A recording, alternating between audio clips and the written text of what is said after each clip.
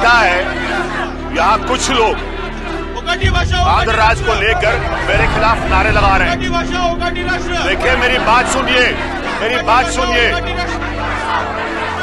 मैं आपको बताना चाहता हूँ कि आपके और आपके राज्य के बीच में मैं कतई नहीं हूँ। कि आप सबके ऊपर है कि कब और कैसे आप लोगों को अपना राज्य चाहिए, लेकिन उसका एक तरीका होना चाहिए। मुझे लगता है कि इसके पीछे कुछ ऐसे तरीके अपनाए जा रहे हैं जिससे और देरी हो रही है।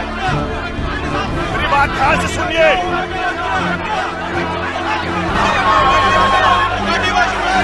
शांत होइए, मेरी बात ध्यान से सुनिए।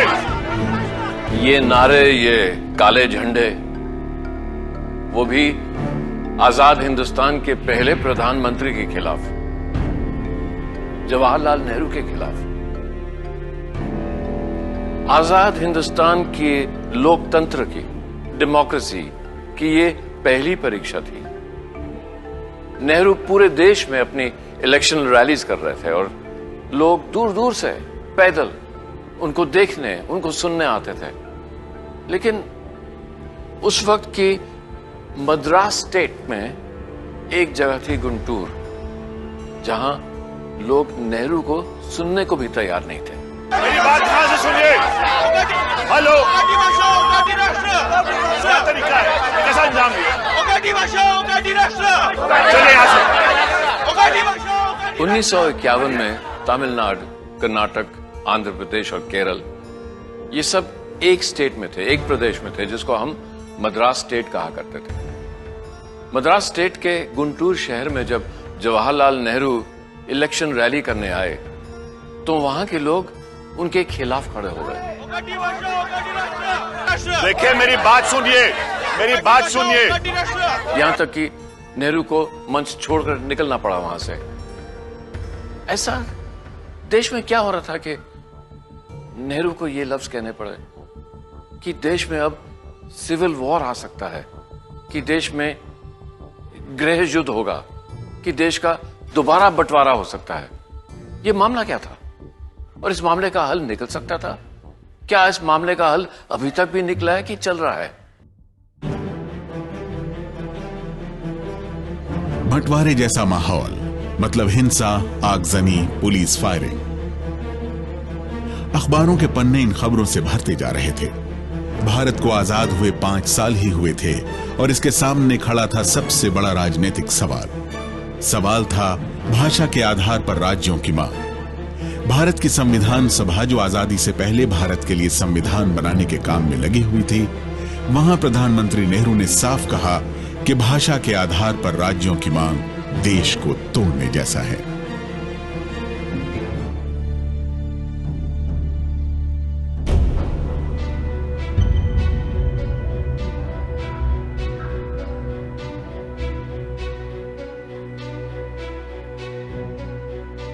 अध्यक्ष महोदय, देश के कुछ हिस्सों में भाषाओं के आधार पर नए राज्यों की मांग हो रही है,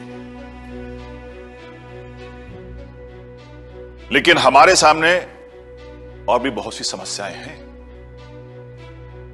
इसलिए हमें इन समस्याओं पर ध्यान देना बहुत जरूरी है। और जो सबसे बड़ी जरूरत है वो भारत की सुरक्षा और स्थायित्व की। हमें यह समझना होगा कि किसी भी बड़े बदलाव से पहले एक मजबूत राष्ट्र और सुव्यवस्थित सरकारी प्रशासन का होना बहुत जरूरी है। नेहरू जी का जो स्टेटमेंट है कॉन्स्टिट्यूएंट असेंबली के सामने, वो इसी बात को दर्शाता है कि उनके मन में हमेशा यही था कि अभी हमको यूनिटी की बात करनी है। हिंदू मुस्लिम झगड़े हो चुके थे, आपस में मनमुटाव बहुत हो चुका था, तो वो नहीं चाहते थे कि और किसी आधार पर विभाजन हो।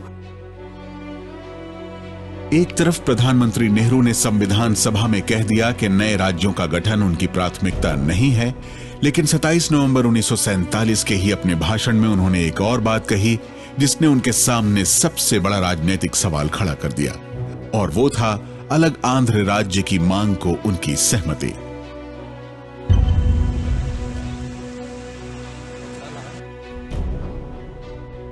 अध्यक्ष महोदय, मेरा मानना है कि आंध्र राज्य की मांग पूरी तरह से जायज है, इसमें कोई परेशानी नहीं, लेकिन महाराष्ट्र और कर्नाटक को बनाना उतना आसान नहीं होगा। जब जवाहरलाल नेहरू ने यह भाषण दिया था तब देश में राज्यों की 3 अलग अलग श्रेणियां हुआ करती थी। पहली श्रेणी में ऐसे राज्य थे जो आजादी से पहले से थे, जैसे उत्तर प्रदेश, बिहार, उड़ीसा और मद्रास। दूसरी श्रेणी में वो राज्य थे जो पहले बड़ी रियासत हुआ करती थी, जैसे Jammu Kashmir, Patiala and east Punjab states union यानी पेप्सू, राजस्थान, सौराष्ट्र, हैदराबाद, मैसूर और त्रावणकोर। और तीसरी श्रेणी में वो राज्य थे जो पहले छोटी रियासतें थी, जैसे अजमेर, भोपाल, विंध्य प्रदेश और कुर्ग। उस वक्त व्यवस्था ये थी कि कुछ स्टेट्स में, कुछ राज्यों में अलग अलग भाषा बोलने वाले लोग रहते थे, जैसे कि मद्रास स्टेट में तेलुगु, तमिल, मलयालम और कन्नड़ बोलने वाले लोग रहते थे, और बॉम्बे स्टेट में मराठी, गुजराती और हिंदी बोलने वाले लोग रहते थे। और इन्हीं स्टेट्स में, इन्हीं राज्यों में भाषा के तौर पर, भाषा के आधार पर बंटवारे की मांग सबसे तेज थी। फिर जब कॉन्स्टिट्यूएंट असेंबली में जवाहरलाल नेहरू ने एक अलग आंध्रा की मांग को अपना समर्थन दे दिया, तो फिर तेलुगु बोलने वाले लोगों की उम्मीदें भी और बढ़ गईं। नेहरू एकदम शुरू में तो एकदम अपोज थे, इसलिए आंध्र प्रदेश की डिमांड को उन्होंने नहीं स्वीकार किया, लेकिन धीरे धीरे जब ये आंदोलन बढ़ता रहा तो उन्होंने विचार किया। तो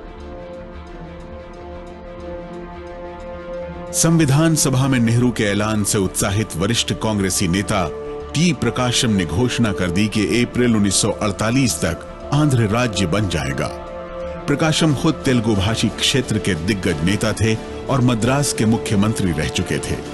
टी प्रकाशम अलग आंध्र राज्य की मांग कर रहे थे। T. Prakasham was insisting on Andhra, separate Andhra state. Nehru was not happy with him for this, basically for this. Tangtur Prakasham is a top leader. मेरा मानना है कि आंध्र राज्य की मांग पूरी तरह से जायज है, इसमें कोई परेशानी नहीं। नेहरू के बयान ने तेलुगु भाषियों की उम्मीद को हवा दी, लेकिन भाषा के आधार पर नए राज्यों का गठन तब प्रधानमंत्री की प्राथमिकता नहीं थी। लोगों की मांग को ध्यान में रखते हुए उन्होंने जून 1948 में रिटायर्ड जज एस के धर की अध्यक्षता में एक आयोग का गठन किया। इस आयोग को दक्षिण के 4 प्रांतों आंध्र, कर्नाटक, केरल और महाराष्ट्र के पुनर्गठन की संभावनाओं को तलाशने के लिए कहा गया। इस आयोग ने दिसंबर 1948 में अपनी रिपोर्ट पेश की। आयोग ने राज्यों के पुनर्गठन के प्रस्ताव को देश की एकता के लिए खतरा कहा और भाषाई राज्यों की मांग को पूरी तरह से खारिज कर दिया।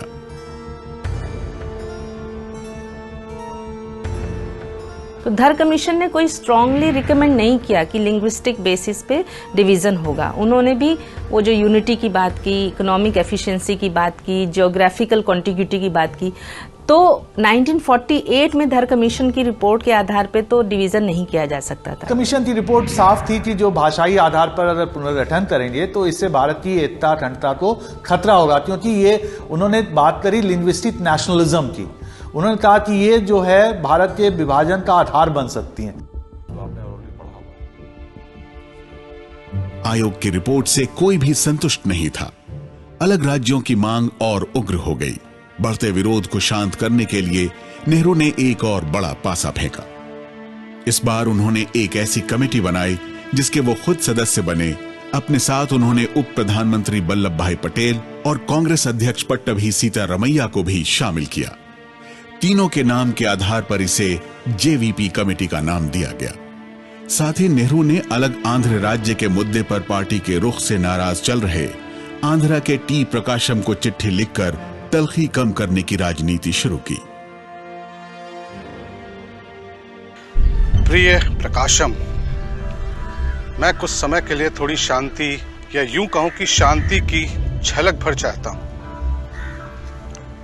उसके बाद हम फिर आगे बढ़ सकते हैं। आपका नेहरू।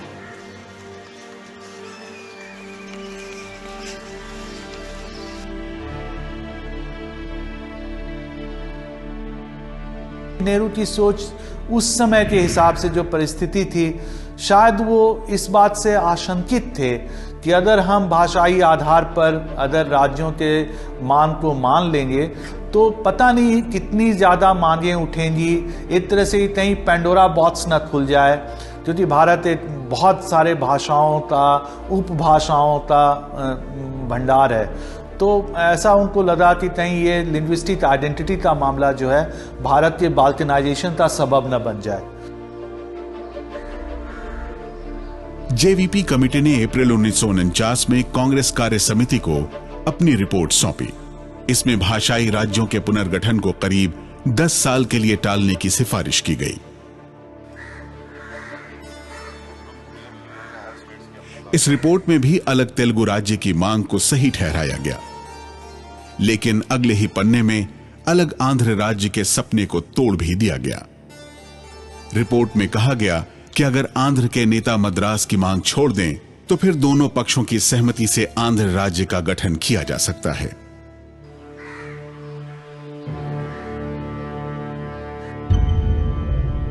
देखिए, ये रिपोर्ट हमने कांग्रेस कार्य समिति को सौंप दी है। हमारा विचार है कि भाषा के आधार पर स्टेट प्रोविंसेस की बात को अगले 10 साल तक टाल दिया जाए, जिससे कि जो हमने प्राथमिकता तय की है सिर्फ उसी पे कार्य किया जा सके। तेलुगु बोलने वाले लोगों की मांग एकदम जायज है, उसे नजरअंदाज नहीं किया जा सकता। हम लोग उनकी मांगों को बिल्कुल सही मानते हैं और ये बात कई बार जवाहरलाल नेहरू जी ने कही है, पहले भी कही है। हमारी उनसे सिर्फ यही दरख्वास्त है कि भाई मद्रास की मांग छोड़कर आंध्र का गठन करें।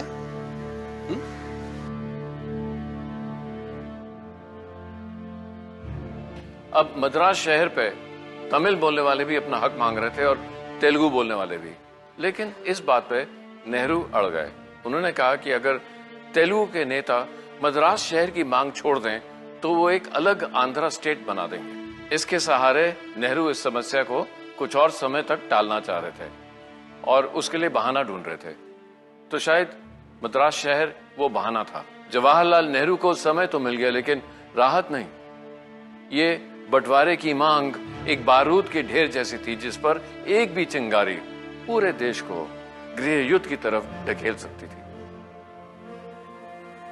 नेहरू की इस राजनीति के खिलाफ आंध्रा के लोकप्रिय नेता टी प्रकाशम ने कांग्रेस पार्टी छोड़ दी और किसान मजदूर प्रजा पार्टी में शामिल हो गए।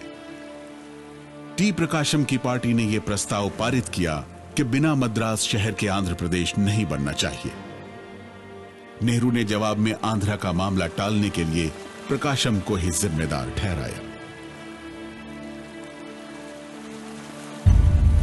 देखिए, सच तो यह है कि प्रकाशम की वजह से आंध्र राज्य नहीं बन पाया। आंध्र राज्य न बनने की वजह प्रकाशम और उनके कुछ साथी हैं। तेलुगु भाषी क्षेत्रों में कांग्रेस के खिलाफ गुस्सा सुलग रहा था और नेहरू का कोई भी तर्क आंध्रा के लोगों को शांत नहीं कर पाया। दिसंबर 1951 में जब नेहरू पहले लोकसभा चुनाव के प्रचार के लिए आंध्र पहुंचे तो जगह जगह उन्हें विरोध का सामना करना पड़ा।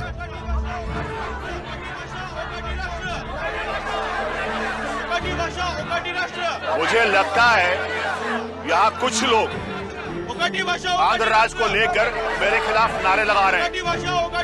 देखिए, मेरी बात सुनिए, मेरी बात सुनिए। मैं आपको बताना चाहता हूं कि आपके और आपके राज्य के बीच में मैं कतई नहीं हूं।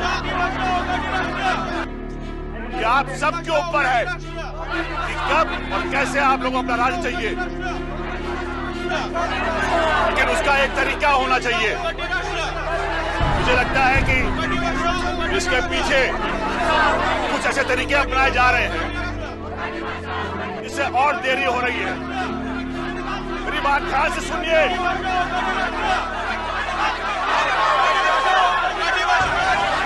बोलिए, मेरी बात ध्यान से सुनिए। नेहरू इस सभा को बीच में ही छोड़कर चले गए और चुनाव में नेहरू की नीतियों को तेलुगु भाषी वोटरों ने खारिज कर दिया था। 1952 में देश भर में कांग्रेस का परचम लहराया, लेकिन तेलुगु भाषी क्षेत्रों की 145 सीटों में से कांग्रेस को सिर्फ 43 सीटें ही मिली। लेकिन नेहरू तब भी नहीं डगमगाए, उनकी राय बदली नहीं।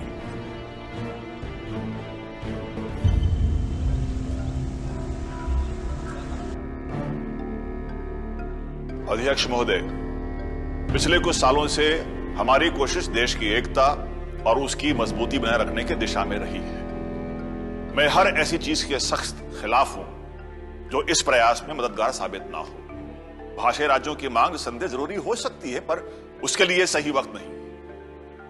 जब सही वक्त आएगा तो उसके लिए भी निसंदेह जरूरी कदम उठाए जाएंगे। तो ये थी उन 5 साल की कहानी। नेहरू पे तरह तरह के दबाव आए, लेकिन वो डगमगाए नहीं, झुके नहीं। लेकिन अब कहानी बदलने वाली थी और उसके पीछे थे putty Sriramulu. Royapettah high road, Mylapore, Madras. Telugu भाषी गांधीवादी पोट्टी श्रीरामुलु 19 अक्टूबर 1952 को मद्रास शहर के इसी घर में अनशन पर बैठ गए। उन्होंने कहा कि वो तब तक अनशन पर रहेंगे जब तक आंध्र राज्य नहीं बन जाता और मद्रास उसकी राजधानी। मैं अनशन पर जब तक बैठा रहूंगा जब तक आंध्र राज्य नहीं बन जाता और मद्रास उसकी राजधानी नहीं बन जाती, तब तक मैं अनशन पर बैठा रहूंगा। श्री रामुलु जिंदाबाद, श्री रामुलु जिंदाबाद, श्री रामुलु जिंदाबाद। पुट्टी श्रीरामुलु के इस अनशन ने तेलुगु जनता को एक प्रतीक दे दिया। नेहरू ने सी राजगोपालाचारी को चिट्ठी लिखी, जो उस वक्त मद्रास स्टेट के चीफ मिनिस्टर थे, और उस चिट्ठी से साफ जाहिर होता है कि नेहरू इस आंदोलन की गंभीरता को, इसकी गहराई को समझ नहीं पाए थे।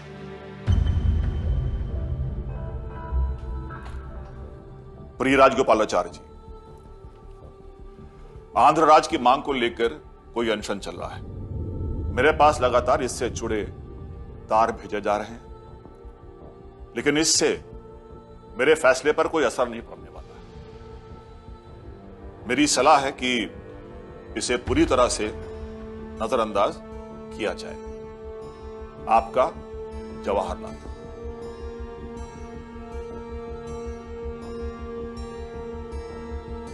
नेहरू के दिमाग में ये था कि एक मद्रास सिटी जो इतना कॉस्मोपॉलिटन है, प्रेसिडेंसी था वहाँ पर, तो उसको आप कैसे डिवाइड करेंगे। तो इसलिए वो थोड़ा उस समय मतलब वो थोड़ा हेजिटेशन में थे। प्रधानमंत्री नेहरू गलत साबित हुए। पोट्टी श्रीरामुलु के अनशन से तेलुगु भाषी क्षेत्रों में हड़ताल, प्रदर्शन और उग्र हो गए। नेहरू अपने फैसले को बदलने को मजबूर हो गए।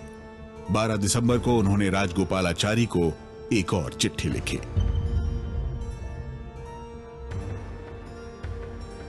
प्रिय राजगोपालाचारी जी, आंध्र की मांग को मानने का वक्त आ गया है। अगर अब यह नहीं किया गया तो आंध्र के लोगों की निराशा बढ़ती जाएगी। आपका जवाहरलाल।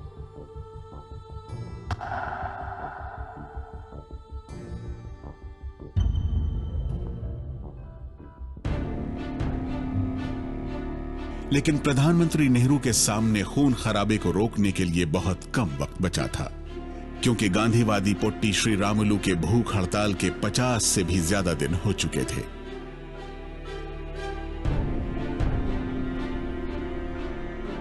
आपकी तबीयत बिगड़ती जा रही है, आपको अनशन तोड़ देना चाहिए। अब तो आप मान जाइए, पंडित जवाहरलाल नेहरू ने भी कह दिया है कि सरकार जल्दी ही जरूरी कदम उठाएगी।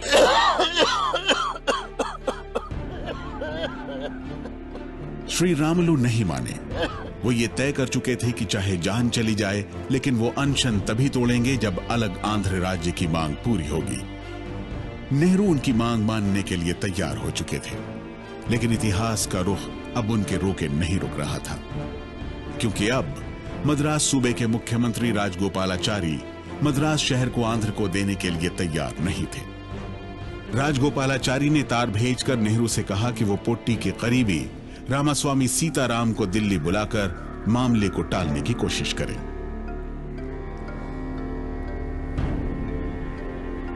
प्रिय जवाहरलाल, अगर आप स्वामी सीताराम को दिल्ली बुला लें तो हम और नुकसान होने से रोक सकते हैं। वो अभी मद्रास में अनशन कर रहे हैं, श्री रामुलु के आसपास ही रहते हैं। इस वजह से परेशानियां बढ़ रही हैं। आंध्र के लोग काफी भावुक हैं और आसानी से उग्र हो जाते हैं। अगर आप सीताराम को बातचीत के लिए बुला लें तो माहौल कुछ शांत हो सकता है। आपका सी राजगोपालाचारी।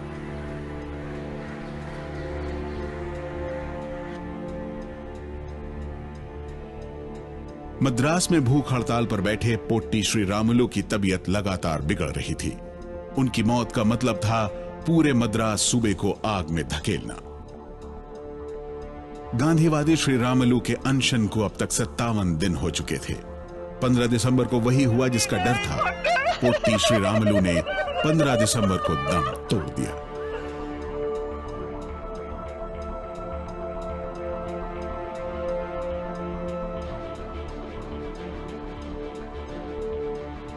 आंध्रा में हालात बेकाबू हो गए। भीड़ ने सरकारी दफ्तरों और रेलवे स्टेशनों को अपना निशाना बनाना शुरू कर दिया। 3 दिन तक हिंसा और हंगामा चलता रहा। पुलिस फायरिंग में 7 लोग मारे गए। नेहरू के सामने अब कोई रास्ता नहीं बचा था। On 56 days, I think he was on fast and finally died. And a lot of violence broke out in Andhra region. So that is why I think Nehru agreed. And it has taken again almost about a year to bring all these people together. 56 September or so, the state is established. वो श्री रामुलु की death के बाद नेहरू को अपना विचार बदलना पड़ा, क्योंकि उन्होंने देख लिया था कि अब आंध्र प्रदेश एटलीस्ट बिना रीऑर्गेनाइज किए नहीं रहा जा सकता। गृह युद्ध जैसी स्थिति को रोकने के लिए आखिरकार 19 दिसंबर 1952 को उन्होंने आंध्र राज्य बनाने की घोषणा कर दी।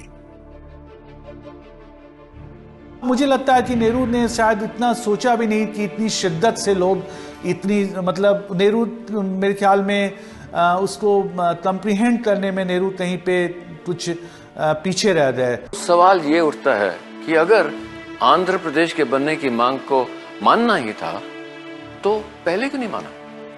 क्या पुट्टी श्री रामुलु की जान नहीं बचाई जा सकती थी? क्या इस सब हिंसा को नहीं रोका जा सकता था? और क्या आंध्र प्रदेश के बनने से ये आंदोलन खत्म हो गया, या ये सिर्फ एक शुरुआत थी? नेहरू के ही लफ्जों में आंध्र प्रदेश का बनना एक मधुमक्खी के छत्ते में हाथ डालने बराबर था। आंध्र प्रदेश बनने के बाद नेहरू नहीं चाहते थे कि देश में कहीं और बंटवारा हो, लेकिन आंध्र प्रदेश बनने के बाद जहां जहां भाषाओं के ऊपर आंदोलन चल रहे थे वो आंदोलन और तेज हो गए। भाषाई राज्यों की मांग इतनी तेज हो चुकी थी कि लोगों का सब्र टूट रहा था, खास तौर से बॉम्बे, जहां एक बार फिर वैसा ही झगड़ा था जैसा आंध्रा और तमिलनाडु के बीच मद्रास को लेकर था। बॉम्बे का इशू बहुत इंपॉर्टेंट था। बॉम्बे को क्या करो? बॉम्बे खुद ही एक प्रांत जैसा है, इतना बड़ा शहर है, उस पे गुजराती और मराठी बोलने वाले दोनों ही लोग बहुत पावरफुल हैं। नंबर मराठी ज़्यादा है, बिजनेस और प्रोफेशंस और हर चीज़ में गुजराती जो हैं वो बहुत ज़्यादा इम्पोर्टेंट है। तो ये सब बातें, कॉन्फ्लिक्ट कई देर तक चलता रहा कि ये अलग, बॉम्बे को अलग कर दिया जाए, कैसे कर दिया जाए। जवाहरलाल नेहरू ने विवश होकर आंध्र प्रदेश बनाने के 2 महीने के अंदर 22 दिसंबर 1953 को पहला राज्य पुनर्गठन आयोग बनाने की घोषणा कर दी। आयोग को रिपोर्ट तैयार करने के लिए 2 साल का वक्त दिया गया, लेकिन यह सब इतना आसान नहीं था। उसका मेन ऑब्जेक्टिव जो रीऑर्गेनाइजेशन कमीशन के पीछे था कि हम एक ऐसा एक ऐसा आयोग बनाएं जो कोने कोने जा जाके लोगों से बातचीत करके ये क्वेश्चन पूछे। इसलिए 1.5 लाख से भी ज्यादा इंटरव्यू उन्होंने किए। ये पूछे कि क्या आप वाकई भाषा के आधार पर डिवीजन करना चाहते हैं या नहीं। माया नगरी बंबई, इसके 3 दावेदार थे। एक तो मराठी बोलने वाले जो चाहते थे एक संयुक्त महाराष्ट्र बने जिसकी राजधानी बंबई हो, और फिर गुजराती बोलने वाले जो चाहते थे गुजरात बने, वो भी चाहते थे कि बंबई उनकी राजधानी हो। और एक तीसरा ग्रुप था बॉम्बे सिटीजन्स कमेटी, जिसमें बंबई के सबसे बड़े बड़े बिजनेसमैन शामिल थे, जैसे कि JRD टाटा। उनकी मांग थी कि बंबई एक अलग स्टेट बने, बॉम्बे स्टेट।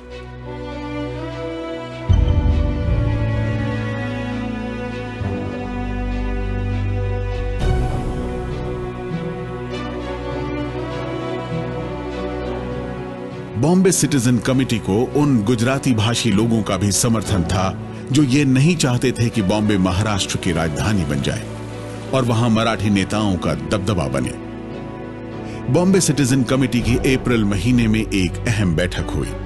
इस बैठक में मशहूर बिजनेसमैन JRD टाटा भी शामिल हुए। इसमें स्टेट ऑर्गेनाइजेशन कमीशन के सामने अपना पक्ष रखने का फैसला किया गया। बॉम्बे किसी एक भाषा वालों का शहर नहीं है। यहाँ हमेशा से ही लोग जगह जगहों से आकर बसे हैं और उनके बसने से ही तो ये शहर बना है। और कितने मराठी बसे हैं यहाँ पर? पूरी आबादी के 43%। हम कैसे मान लें कि ये संयुक्त महाराष्ट्र का एक हिस्सा है? तो फिर हम एक काम करते हैं, हम एक मेमोरेंडम तैयार करते हैं जिसमें ये सारी बातें विस्तार में रखी जाएगी। इससे उन्हें हमारा पक्ष समझने में आसानी हो जाएगी। सही है, सही, ठीक है। That's better, I think. Yeah.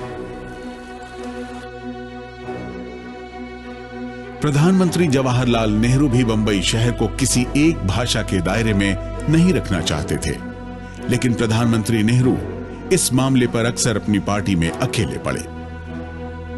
कांग्रेसी नेता और केंद्रीय मंत्री नरहरि विष्णु गडगिल हों या फिर CD देशमुख या शंकर राव देव, इन सब ने नेहरू पर दबाव बनाने में कोई कसर नहीं छोड़ी।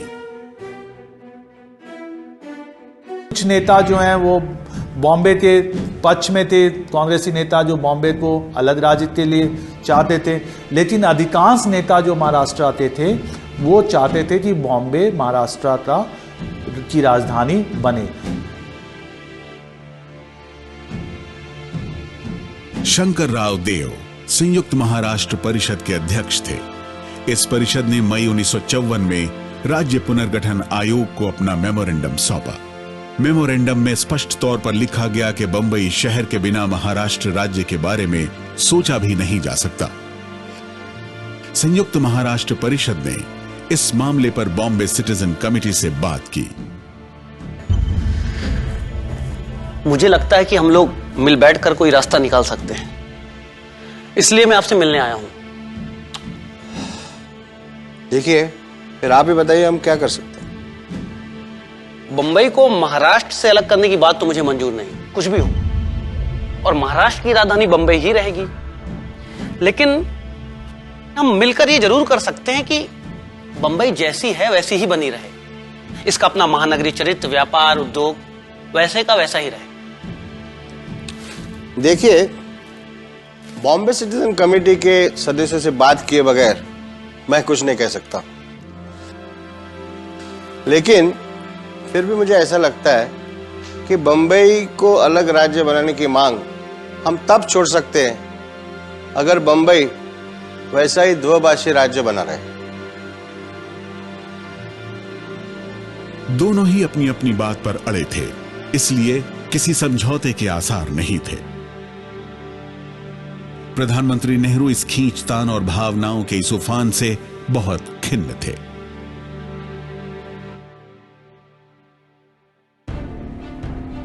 नेहरू बार बार यही कहते रहे कि यह वक्त एकजुट रहने का है, देश को बिखेरने का नहीं, लेकिन भाषाओं के मुद्दे ने अपनों में ही दरार डाल दी थी और अब स्टेट रीऑर्गेनाइजेशन कमीशन की रिपोर्ट आने वाली थी। नेहरू जानते थे कि उसमें क्या लिखा है।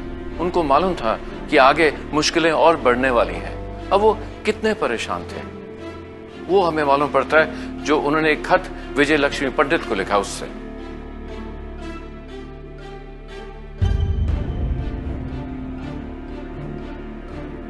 सच तो यह है कि यहां मुश्किलें बढ़ती जा रही हैं और अब राज्य पुनर्गठन आयोग की रिपोर्ट के बाद हालात बर्दाश्त से बाहर होने लगे। तुम्हारा जवाहर।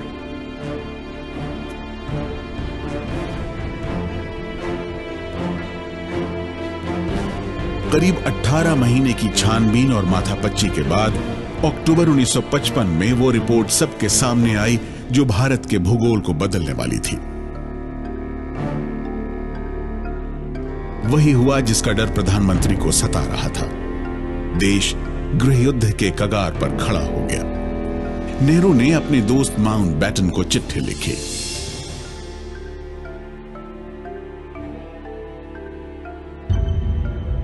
डियर डिकी, जिस तरह के भाषण दिए जा रहे हैं और जो रिपोर्ट आ रही है, उनको पढ़कर कोई भी ये सोच सकता है कि भारत के कुछ हिस्सों में हम गृह युद्ध के कगार पर हैं। आपका जवाहरलाल।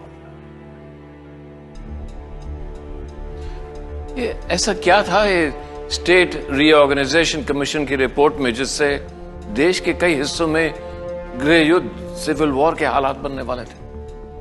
क्या नेहरू का दाव बिल्कुल पलटने वाला था? ये रिपोर्ट की कुछ सिफारिशों से तो ऐसा ही लगता था। राज्य पुनर्गठन आयोग ने ये तो मान लिया कि भाषा के आधार पर राज्यों की सीमाएं तय की जा सकती हैं, लेकिन अपनी सिफारिशों में इस सिद्धांत को पूरी तरह से लागू नहीं किया। बॉम्बे को किसी भाषा बोलने वालों को देने की बजाय मराठी और गुजराती बोलने वाले लोगों का राज्य बनाए रखने की सिफारिश की गई, जबकि वहीं विदर्भ को मराठी भाषा के आधार पर अलग राज्य बनाने का प्रस्ताव दिया गया। रीऑर्गेनाइजेशन जैसे कि धर, जेवीपी उससे पहले ने भी एम्फेसिस किया कि इकोनॉमिक इंटीग्रेशन होना चाहिए, इकोनॉमिक सस्टेनेबिलिटी होना चाहिए।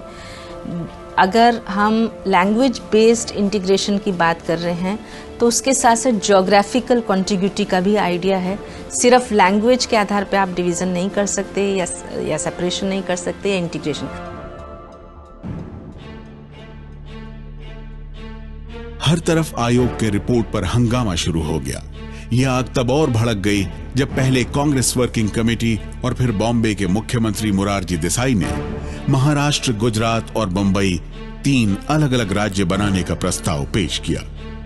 मोरारजी और संयुक्त महाराष्ट्र का विरोध करने वाले कांग्रेस के नेता S.K. पाटिल ने 1955 के नवंबर महीने में मुंबई में रैली की, जहां उन्हें भारी विरोध का सामना करना पड़ा।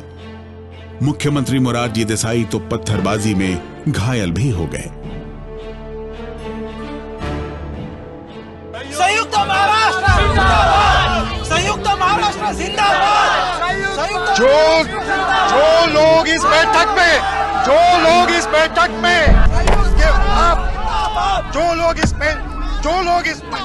में बाधा डालने की कोशिश कर रहे हैं, उन्हें मैं ये कहता हूँ कि आप अपने मकसद में कामयाब नहीं होंगे। आप अपने मकसद में कामयाब नहीं होंगे। संयुक्त महाराष्ट्र की पिछले 2 महीनों से बंबई में उसके अंदर कोई भी कठिनाई नहीं आई है, वहाँ कभी भी तूफान नहीं हुआ ऐसा। आज आपने दिखा दिया है कि आपका दिल कितना छोटा है। कांग्रेस की आवाज, जनता की आवाज, कांग्रेस की आवाज, जनता की आवाज, कांग्रेस की आवाज, जनता की आवाज, कांग्रेस की आवाज, जनता की आवाज, कांग्रेस की आवाज, जनता की आवाज। शांत हो जाइए, शांत हो जाइए। मैं आप सब लोगों से अपील करता हूं, आप लोग शांत हो जाइए। जो लोग कांग्रेस कमेटी के फैसले से नाखुश हैं, उनसे हमारी कोई लड़ाई नहीं है, लेकिन अपनी बात मनवाने के लिए अगर ये तरीका अपनाया जाएगा तो इससे नुकसान ही होगा।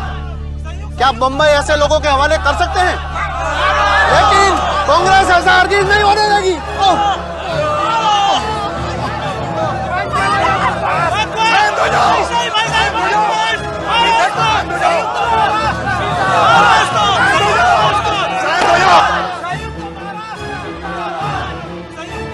बंबई महाराष्ट्र की राजधानी बनेगा या अलग राज्य, इस सवाल पर पूरा शहर उबल रहा था। नेहरू की इच्छा के मुताबिक कांग्रेस का एक बड़ा तबका इसे अलग राज्य बनाने की वकालत में लगा था, लेकिन संयुक्त महाराष्ट्र के समर्थक इससे खासे नाराज थे।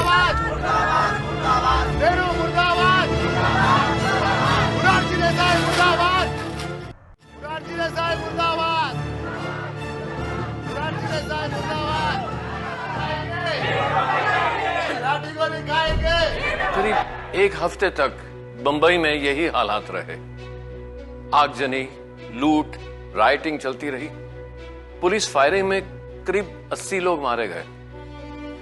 जवाहरलाल नेहरू को ऐसे लगा जैसे देश के बंटवारे के हालात वापस आ रहे हैं। उन्होंने सीडी देशमुख, जो उनके अपनी कैबिनेट के फाइनेंस मिनिस्टर थे लेकिन संयुक्त महाराष्ट्र के मांग के सपोर्टर भी थे, उनसे कहा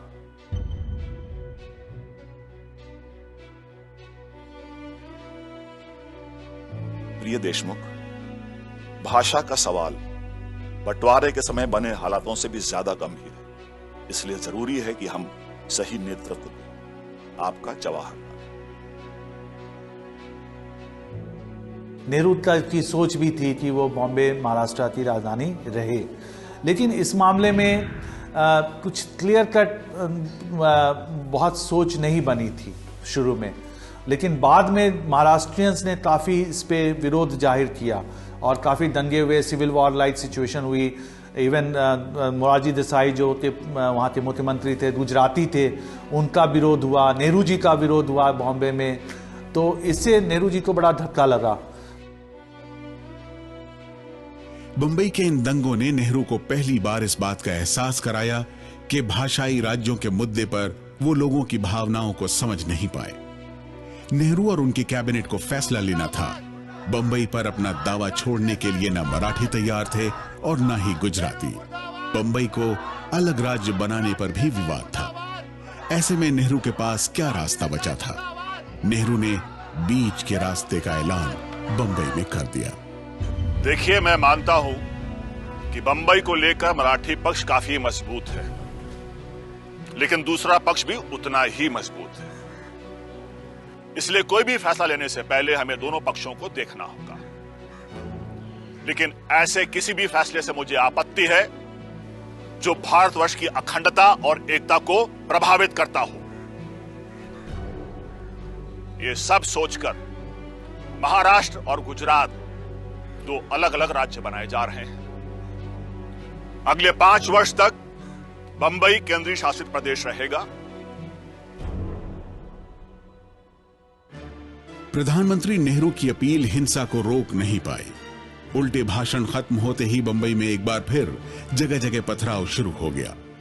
पुलिस को फायरिंग करनी पड़ी, यानी मामला सुलझने के बजाय और उलझ गया। महाराष्ट्र के कांग्रेसी नेता इस फैसले के खिलाफ खुलकर सामने आ गए। केंद्रीय वित्त मंत्री सीडी देशमुख ने इस्तीफा दे दिया।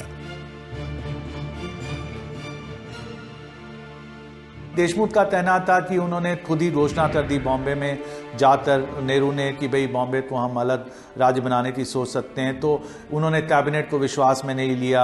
ये जो सारी जो ये कवायद हुई है इसमें, तो नेहरू का कहना था कि मैंने जो भी डिसीजन लिए हैं या जो भी मैंने सोच रखी है वो सभी कैबिनेट में डिस्कशन हुआ है। उन्होंने पेपर्स भी इकट्ठा किए।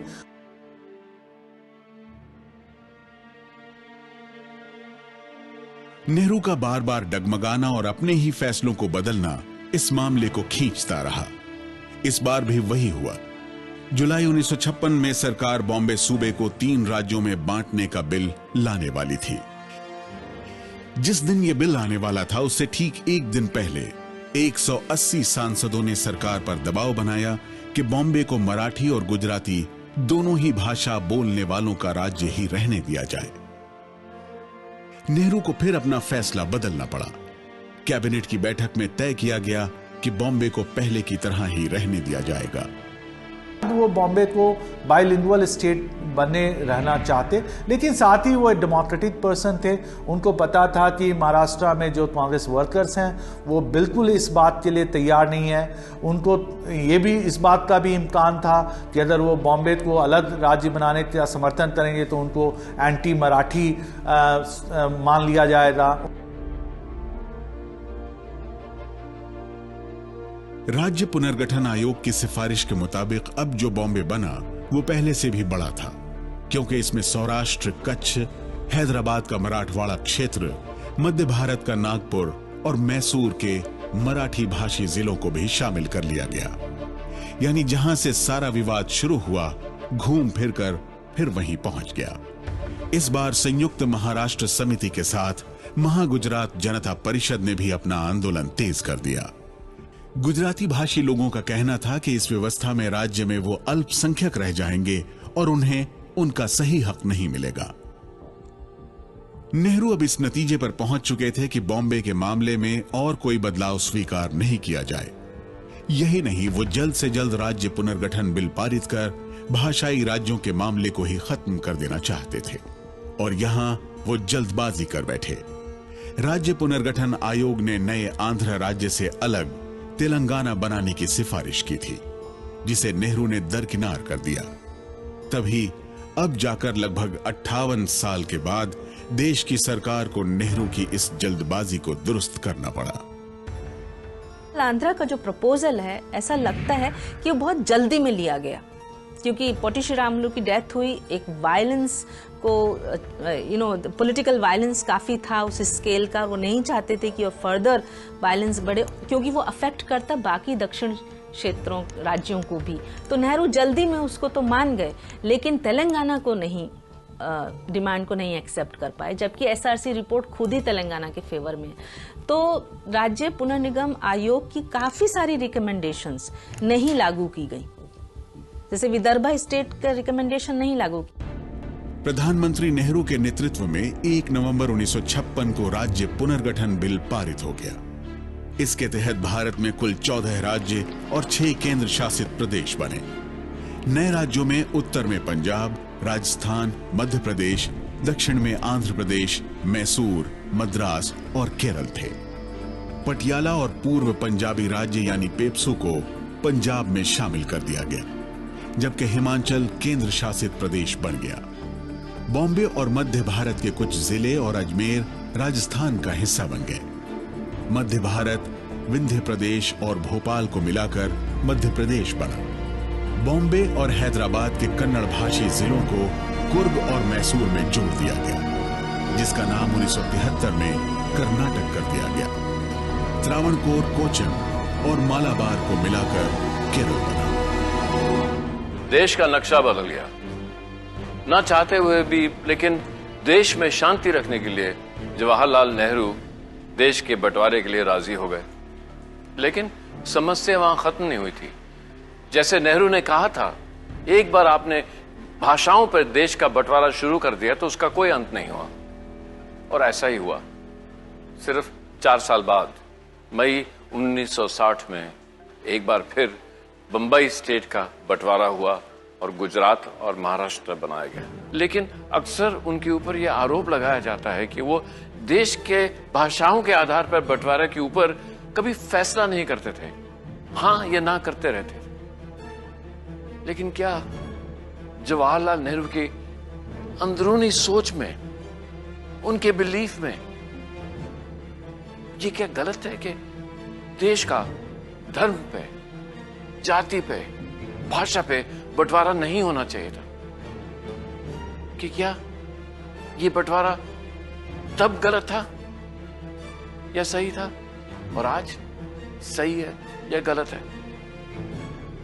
हमारे देश के 28 राज्य हैं, फिर भी और बंटवारे की मांग है, और राज्यों की मांग है।